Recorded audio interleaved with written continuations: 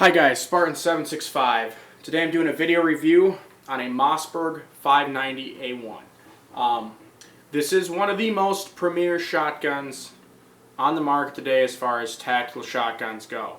Our military uses this shotgun in conjunction with the Remington 870. Now, there's the everlasting war, which is better, the 870 or the 590A1.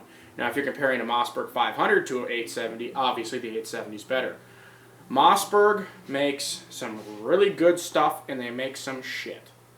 The 590A1 is their prime. This is their mil spec, very durable, very reliable, excellent shot. Very good gun, very comparable to an 870 any day. They're both about the same as far as the quality aspect goes. They both have their pluses and minuses. I own both tactical shotguns, and I love them both. They're both great guns. I also own a Winchester tactical shotgun as well. Obviously, when you compare the three, I would rate the Winchester as being up there, maybe just not quite as high as the 870. But we're going to start off here now. This is the 590A1 from Mossberg. This is the Blackwater edition. Now, yes, I know. The logo on the side is kind of cheesy, but I bought this gun because I liked what it came with, and I liked the way it was set up from the factory. I didn't buy it for this stupid logo on the side. I could care less about the logo. The barrel on this gun, it's got a really thick, above mil spec barrel, thick wall barrel.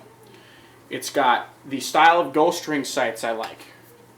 As you can see here, it's got a driftable front sight with a white stripe on the front, a Picatinny rail M1913 with an fully adjustable rear peep sight. Very high quality stuff. This is not cheap stuff that they put on this gun. The stock on this thing is a dual speed feed stock. 2 rounds here, 2 rounds here, so you got 4 extra rounds. It almost completely eliminates your need or want for a side saddle. I may still get a shell saddle on the side here. I'm not sure. It all depends. One of the big issues is I've noticed in the past with certain brands of saddles is that, or shell holders, whatever you want to call it, it does hamper the takedown of the gun. I know what the Winchester does, because that pin you pop out to take out the trigger group is replaced by a bolt that bolts the side saddle on. I'm very against adding accessories to a gun that hampers its disassembly. It's field stripping, more or less, in case you need to change out something, in a hurry, or if you're getting shot at, whatever. If you're in a shit hits the fan situation and you're getting shot at and your gun jams and you can't take it apart because you got a fucking side saddle on there or some other accessory, it sucks. Everything on this gun that should be metal is metal. One big difference between the 590A1 and the Mossberg 500 is the fact that the trigger group is milled, or not milled steel. It's, I think, forged steel. It's not plastic. Mossbergs are synonymous for breaking off right here with the plastic trigger guards. For breaking. Okay, that's just one flaw in the Mossberg design. But like I said, that's fixed with this metal trigger group. Or trigger shell, or whatever you want to call it. They are definitely very durable. I mean, the gun pulls very nicely. Has a very nice action, very firm, sturdy. This is a 9-shot shotgun from the factory. So you got 8 2 3/4 shells in the tube, 1 in the pipe. There's your 9 shots, 10, 11, 12, 13. So just on the gun alone, from the factory, with no additional adds or modifications, you've got 13 rounds on this gun. And for a base shotgun from the factory with a 20-inch barrel, that's pretty damn good. One thing I kind of don't like about it, that I may change out, but I may not, just depending on how, how I experiment around with it, see if I decide I like it, is this forend. Now, it's got these 2 stupid rails right here that I really honestly see no purpose for. Now, on the bottom, it's got a rail here where you can put a vertical foregrip. I'm against those because what the vertical foregrips do on a pump shotgun is they put uneven when you grab it in a hurry to work the action, you put uneven side-to-side pressures on the forehand and action bars, which can actually cause a failure at a later date. Causes fatigue is pretty much what it does.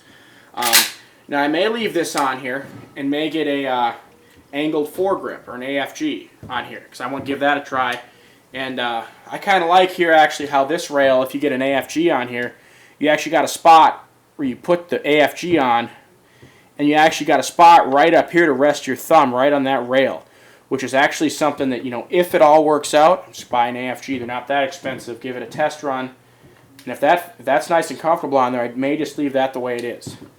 Just because that rail being there, even though it's kind of a stupid spot for a rail, with an AFG it might actually be comfortable. Another thing I can do is also with this rail here, if I ever wanted to, put a flashlight right on the side here, a smaller tactical flashlight with a pressure switch, maybe on the AFG itself or off to the side, probably more or less off to the side right here, right down here. So I'd hit it because the AFG is going to be angled like that, or I could hit it with one of my fingers here. If my fingers are long enough, I don't know. That would all have to be determined by experimenting with the AFG and tactical flashlight. But yeah, I mean, if this doesn't work or I don't like this with the AFG, I'm probably just going to go to a rubberized Hogue forend. Hogue makes fantastic shotgun forends. Really great product. But as far as these shotguns go, I mean, you got your Mossberg 590, A1, mil-spec shotgun, mil-spec, anodized finish. Yes, these receivers are aluminum. That does not mean they're crap. Now, a funny thing I've heard is a lot of guys who own AR-15s are like, oh, I don't want a 590, or I don't want a Winchester. They've got an aluminum receiver.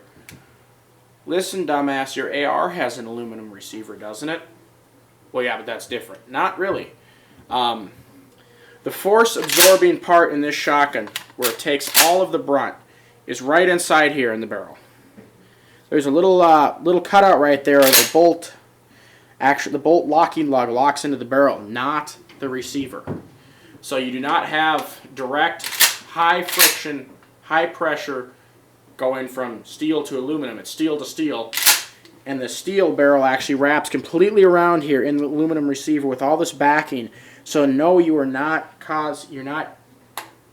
having an extreme high stress on the aluminum receiver itself. All that stress is contained within the barrel lug itself. But yeah, I mean, definitely adds to the weight. I mean, the weight for me is not an important issue as far as determining a shotgun or any gun for carry or whatever. Weight is the last thing I worry about. Like, this is my carry gun, my daily carry, right here, an M&P 40. Got a buddy who's like, oh, weight's everything, you know, shave off this, round this off, you know, take this off, you'll lose a half an ounce. Who gives a rat's ass about how much a damn pistol weighs? You know, it's like, carry a gun that you're going to feel comfortable with defending your life. Same with shit hits the fan gun. I don't care how much. I'd rather carry an AK over an AR. It's more durable. I know the AR might be a pound lighter, but I don't care. I'd rather have the more durable weapon. I mean, not dissing ARs. I own ARs. I'm just saying for shit hits the fan gun, AK is a little better in my opinion. Sidetracked. Alright, on to the safety. These have got tang safeties on them. The 590s have got metal tang safeties. That's one thing I love about Mossbergs. Instead of that button safety, they got that tang safety, so you can go from safe to draw fire extremely quick. Same with their slide release. I like their slide release. Or their bolt release. It's right down here. So you're just holding the shotgun like this, like you normally do, with your middle finger, just like that. Very quick, very easy. Now the action on these is pretty smooth. This is a brand new gun, so I mean, naturally, it's gonna have to get broken in yet. But we'll go to the range, shoot 200-300 rounds to the thing. That'll break it in. This is not a clay pigeon shooting gun or a hunting gun. However, you could use this for deer hunting, I suppose. Technically with slugs. But not for duck hunting. This is not a duck hunting shotgun. Plus, I don't know where the hell you'd find a plug long enough to make it so you can only have 2 rounds in your mag tube. But anyway, Great tactical shotgun for home defense, shit hits the fan, or just going out to the range and having a good time. Getting these puppies run, I want to say $550. They're not too bad. Not too bad in the price for what you get for the gun. Good buy, I think anyway. Very good buy. But let me know your guys' opinions. You guys got any comments, questions, feel free to send me a message. Spartan765 out.